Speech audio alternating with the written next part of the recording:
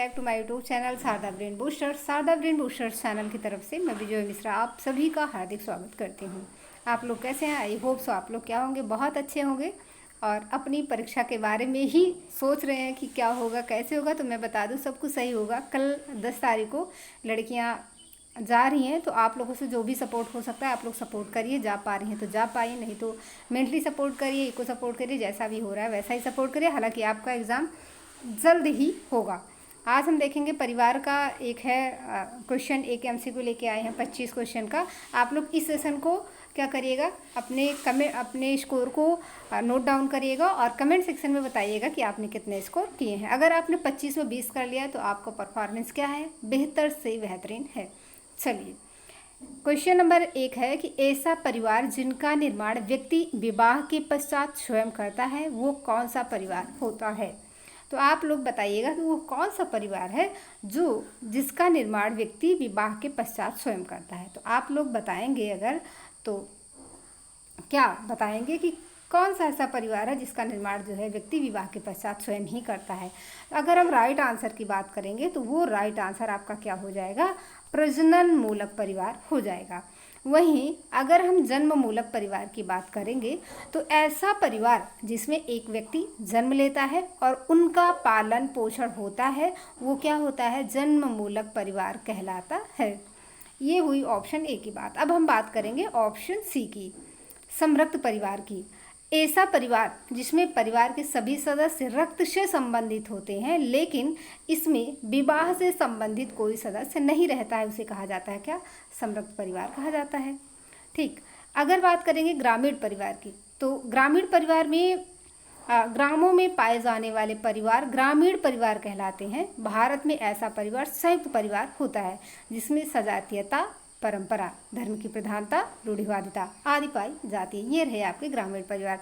जन्म मूलक परिवार को भी क्लियर कर दिया है और आपका क्वेश्चन है कि जिनका निर्माण व्यक्ति विवाह के पश्चात स्वयं करता है वो कौन सा है परिवार है, वो है प्रजनन मूलक परिवार। आई होप सो आपको कोई भी कन्फ्यूजन नहीं होगा। अब नेक्स्ट है ऐसा परिवार जिसमें एक व्यक्ति जन्म लेता है और उसका पालन पोषण होता है। अभी मैंने जस्ट डिस्कस किया, तो आप लोग क्या बताएंगे कि ऐसे परिवार को तो जन्म मूलक परिवार ही कहा जाता है।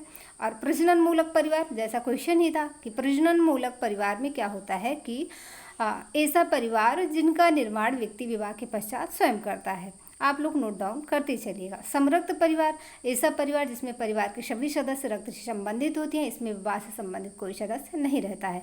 नगरीय परिवार की बात करें तो नगरीय परिवार औद्योगिकरण की देन होते हैं। जो नाभिक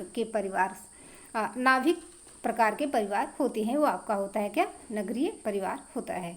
चलिए, नेक्स्ट क्वेश्चन है कि ऐसा परिवार जिसमें एक पीढ़ी के लोग एक साथ एक छत के नीचे रहते हैं, वो कौन सा परिवार होता है।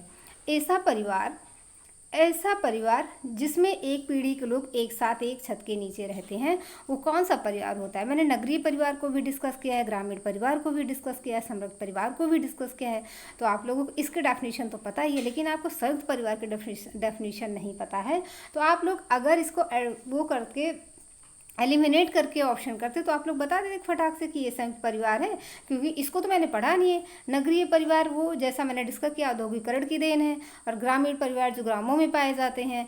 हालांकि ग्राम में आपका संयुक्त परिवार पाया जाता है, लेकिन स्पेशली अगर संयुक्त परिवार को डिफाइन किया जाएगा तो वो आपका होगा क्या कि एक ऐसा परिवार जिसमें एक पीढ़ी के लोग एक साथ एक छत के नीचे रहते हैं। तो आपका option C is the right answer हो जाएगा। चलिए, नेक्स्ट क्वेश्चन, मिताक्षरा संयुक्त परिवार के प्रतिपादक कौन है। मिताक्षरा संयुक्त परिवार के प्रतिपादक कौन है। तो मिताक्षरा संयुक्त परिवार के प्रतिपादक आपके कौन हैं, आप लोग बताइएगा कौन है। ये आपके विज्ञानेश्वर हैं। अगर वहीं हम दायभाग संयुक्त परिवार की बात करेंगे, दायभाग संयुक्त परिवार की बात करें तो वो आपके कौन होते हैं, आप लोग कमेंट सेक्शन में कमेंट करिएगा। हालांकि मैं अभी आपको नेक्स्ट क्वेश्चन में बताऊँगी। और ये जो आपका मिताक्षरा संयुक्त परिवार होता है, ये परिवार आपका क्या होता है, कहाँ पाया जाता है, आप लोग ऐसा ही बताइएगा कमेंट सेक्शन में। हालांकि मैं आपको वो भी बताऊंगी आगे वाले क्वेश्चन में। चलिए, दायभाग संयुक्त परिवार के प्रतिपादक कौन है, आप लोग क्या करेंगे, कमेंट सेक्शन में कमेंट करेंगे कि कौन सा परिवार है जो दायभाग संयुक्त परिवार का प्रतिपादक है। तो अगर बात करें तो विज्ञानेश्वर जो हैं आपके एक संयुक्त परिवार के प्रतिपादक हैं, और जो ये जीमूत वाहन है ये आपके दायभाग संयुक्त परिवार के प्रतिपादक हैं। आपका option B is the right answer. चलिए, मिताक्षरा संयुक्त परिवार सामान्यतः पाया जाता है कहाँ? असम और पश्चिम बंगाल में, असम और पश्चिम बंगाल में, असम व उड़ीसा में, असम और पश्चिम बंगाल को छोड़कर संपूर्ण भारत में, असम व उड़ीसा छोड़कर संपूर्ण भारत में। आप लोग फटाफट से क्या करेंगे? कमेंट सेक्शन में कमेंट करेंगे। तो असम और पश्चिम बंगाल को छोड़ दिया जाए तो संपूर्ण भारत में आपका क्या पाया जाता है? मिताक्षरा संयुक्त परिवार पाया जाता है। वहीं दायभाग की बात करें तो दायभाग संयुक्त परिवार सामान्यतः पाया जाता है कहाँ? असम व पश्चिम बंगाल में, असम व उड़ीसा में, असम व पश्चिम बंगाल को छोड़कर भारत में, या फिर असम व उड़ीसा छोड़कर संपूर्ण भारत में। और ये है आपका क्या? 7वां नंबर का क्वेश्चन है। बात कर रहे हैं दायभाग संयुक्त परिवार की। तो अगर दायभाग संयुक्त परिवार की बात करें तो असम और पश्चिम बंगाल में पाया जाता है। अगर इससे जस्ट अपोजिट सेंस की बात करेंगे मिताक्षरा संयुक्त परिवार की, तो मिताक्षरा संयुक्त परिवार जो है असम और पश्चिम बंगाल को छोड़कर संपूर्ण भारत में पाया जाता है। आई होप सो चीज़ें आपको स्पष्ट हो गई हैं। चलिए, प्रजनन मूलक परिवार की अवधारणा किसने दी है? क्वेश्चन नंबर 8 बोल रहा है कि प्रजनन मूलक परिवार की अवधारणा किसने दी है? आप लोग फटाफट से क्या करेंगे? कमेंट सेक्शन में कमेंट करेंगे कि प्रजनन मूलक परिवार की अवधारणा जो है किसने दी है। क्वेश्चन नंबर 8 है। और क्वेश्चन नंबर 8 की बात करेंगे तो जो आपके WL वार्नर है, इन्होंने प्रजनन मूलक परिवार की अवधारणा दी है, और आपका option B is the right answer हो जाएगा। क्वेश्चन नंबर 9, रक्त संबंधी परिवार की अवधारणा किसने दी है? आप लोग बताइएगा। WL वार्नर ने किसकी अवधारणा दी है? आप लोग बताएंगे प्रजनन मूलक परिवार की। और वही बात करेंगे रक्त संबंधी परिवार की अवधारणा किसने दिया है? तो ऑप्शन में बहुत सारे समाजशास्त्री दे रखे हैं, प्लेटो, WL Warner, Linton and Zimmerman. आप लोग फटाफट से कमेंट सेक्शन में कमेंट करिए कि कौन सा है। तो अगर हम बात करें, ये लिंटन साहब हैं, जो लिंटन समाजशास्त्री हैं, इन्होंने रक्त संबंधी परिवार की अवधारणा दी है। So that option C is the right answer. चलिए, किसके अनुसार परिवार का जन्म पुरुष के आधिपत्य और ईर्ष्या की भावना के कारण हुआ है? क्वेश्चन नंबर 10 है आपका। और आप लोग क्वेश्चन को समझिएगा, बेहतर से बेहतरीन है और क्या पूछ रहा है, और एग्जाम में ऐसे क्वेश्चन के आने की प्रबल संभावना है। क्वेश्चन नंबर 10 है और इसमें पूछ रहा है किसके अनुसार परिवार का जन्म पुरुष के आधिपत्य और ईर्ष्या की भावना के कारण हुआ? प्लेटो के, अरस्तु के, डार्विन के, जिमरमैन के। ये सारे आपके कौन है? ये आपके समाजशास्त्री हैं। और ये जो डार्विन है, इनको आपने साइंस में भी पढ़ा होगा, और ये आपको यहाँ भी मिल रहे हैं मुख्य सेविका में। और ये तो डार्विन के अनुसार परिवार का जन्म पुरुष के आधिपत्य और ईर्ष्या की भावना के कारण हुआ है। So that option C is the right answer. चलिए, संयुक्त परिवार को भारत की आदि परंपरा किसने कहा है? आप लोग फटाफट से क्या बताएंगे? आंसर बताएंगे कि संयुक्त परिवार को भारत की आदि परंपरा किसने कहा है। तो आप लोग क्या करेंगे? आंसर करेंगे। संयुक्त परिवार को आदि परंपरा किसने कहा है? आप लोग बताएंगे कि क्या होगा इसका आंसर। हालांकि मैं बताऊंगी कि संयुक्त परिवार को भारत की आदि परंपरा किसने कहा है। तो अब तक आपको इतनी टाइम मिल चुकी है कि आपने इसको बता दिया। तो ये जो मैक्स मूलर हैं, इन्होंने क्या बताया कि संयुक्त परिवार को भारत की आदि परंपरा का है। इन्होंने कहा जो संयुक्त परिवार होता है ना, उसमें मैक्स लोग रहते हैं। मैक्स का मतलब ज़्यादा से ज़्यादा लोग रहते हैं। तो आप यहाँ से को रिलेट कर पाएंगे कि संयुक्त परिवार को भारत की आदि परंपरा मैक्स मूलर ने कहा है। चलिए, पीढ़ियों की गहराई के आधार पर संयुक्त परिवार का वर्णन किया है। क्वेश्चन नंबर 12, पीढ़ियों की गहराई के आधार पर संयुक्त परिवार का वर्णन किया है किसने? प्लेटो ने, मैक्स मूलर ने, प्लेटो ने मैक्स मूलर ने, केम कपाडिया ने, अरस्तु ने। क्वेश्चन नंबर 12 का आप लोगों को 2 से 3 सेकंड का वेट हम कर रहे हैं। आप लोग फटाफट से कमेंट सेक्शन में कमेंट करिए और अपने स्कोर को लास्ट मोमेंट में कमेंट करिएगा कि आपने 25 से 20 कर लिया, फिर 22 कर लिया, फिर 25 में 25 कर लिया। Well and good.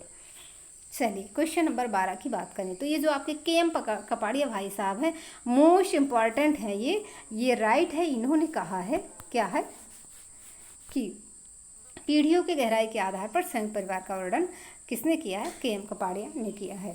Question number 13, तारवाड़ एक मातृवंशी संयुक्त परिवार है जो पाया जाता है कहाँ? अगर तारवाड़ की बात करेंगे तो आपका जो तारवाड़ है वो पाया जाता है कहाँ? केरल में, यानी कि केरला में पाया जाता है। ये एक मातृवंशी संयुक्त परिवार है जो कहाँ पाया जाता है? आपके केरला में। चलिए, नेक्स्ट क्वेश्चन, अनुकूलन परिवार का वर्णन किया। देखिए ये क्वेश्चन बेहतर से बेहतरीन फ्रेम किया गया है, आप इसको ज़रूर नोट डाउन करिए ताकि आप एग्ज़ाम के टाइम रिकॉल कर पाएँ और अपने एक स्कोर को सेव कर पाएँ। चलिए क्वेश्चन नंबर 14 का आप लोग आंसर क्या करेंगे। ठीक, सर हेनरी मैन, वार्नर, प्लेटो, कूले, किसने कहा है, आप लोग बताइएगा किसने वर्णन किया है क्वेश्चन नंबर 14 में। तो ये जो वार्नर है ना, वार्नर है, इन्होंने अनुकूलन परिवार का वर्णन किया। देखिए वार्नर से हम बता दें, एक ट्रिक आपको बताएंगे कि वानर जो एक बंदर होता है ना, बंदर आपका तद्भव होता है, बंदर का वानर जो होता है क्या होता है, क्या होता है आप लोग बताइएगा। तद्भव तत्समय बताइएगा कि तद्भव तत्समय बंदर और वानर क्या है।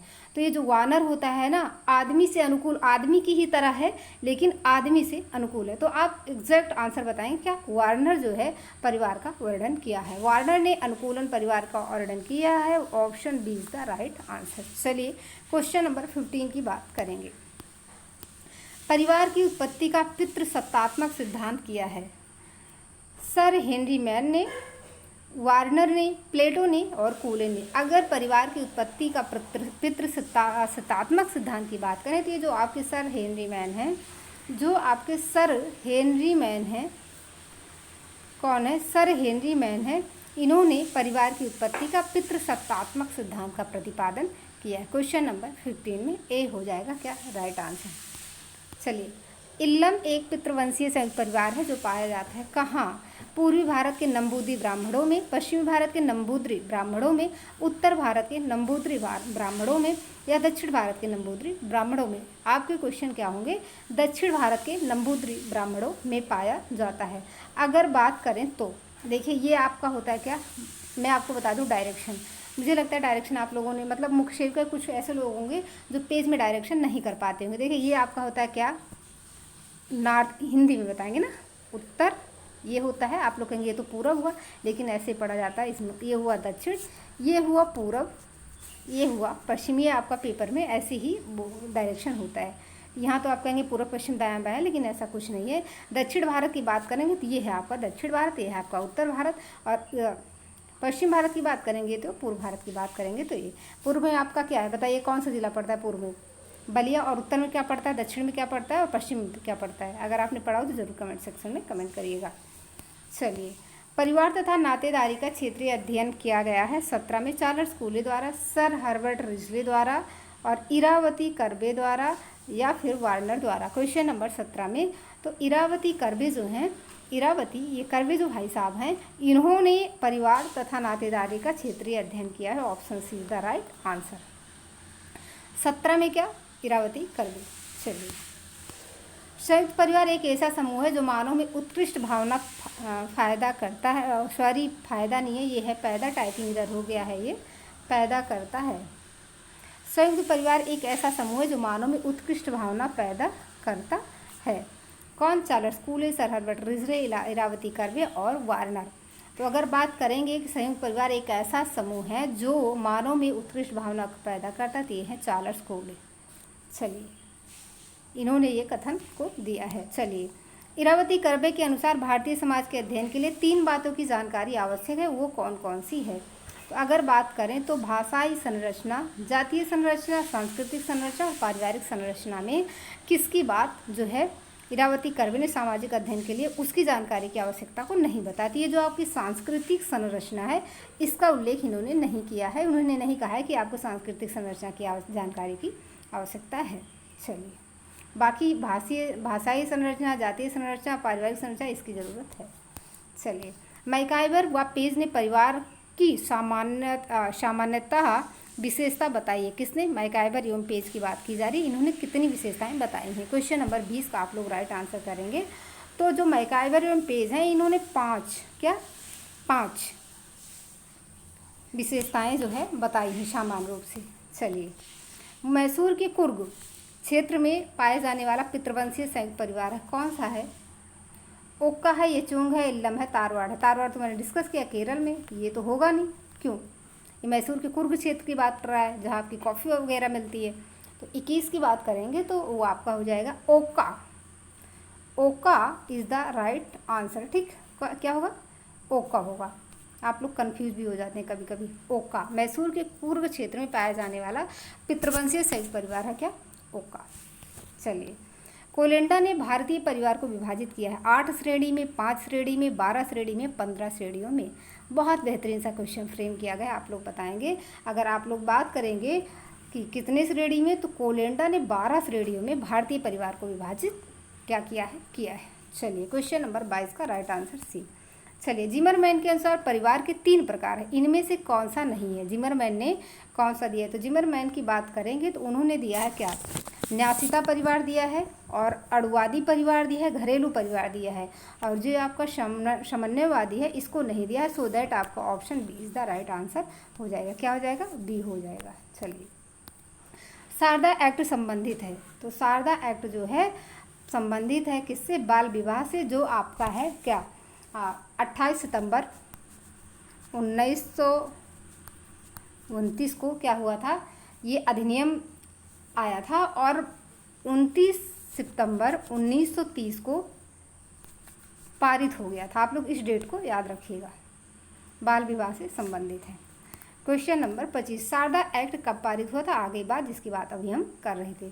तो ये पारित हुआ था सितंबर 1900, अरे ये क्वेश्चन मुझे थोड़ा सा डाउटफुल लग रहा है। हाँ सही है। उस क्वेश्चन में अगर ध्यान दिया होगा तो फिर से मैं कर दे रही हूँ। अगर 24 मैंने बताया होगा तो ये सितंबर में पारित हुआ था, लागू हुआ था, जो कानून बनता है वो हुआ था 1930 में। पहले शायद मैंने कुछ अगर गलत बोल दिया हो तो ध्यान नहीं दीजिएगा, मैं यहाँ बता दे रही हूँ। सितंबर 28 सितंबर कौन सी डेट थी, 19 सितंबर 1929 को ये पारित होता है और लागू होता है 1900 कब को, एक मिनट फिर से लागू होता है 29 सितंबर। फिर से एक बार देखिए, मैं स्पष्ट कर देती हूँ।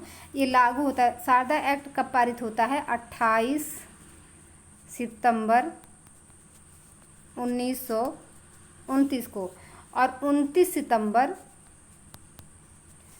1930 को ये क्या होता है, कानून बन जाता है, मतलब लागू हो जाता है पूरी तरह से। एक बार मैं फिर से इस क्वेश्चन को बताऊंगी कि ये बाल विवाह से संबंधित है और ये जो शारदा एक्ट है ये पारित हुआ है 28 सितंबर 1929 को, और लागू कब हुआ है, 19 सितंबर 1930 को।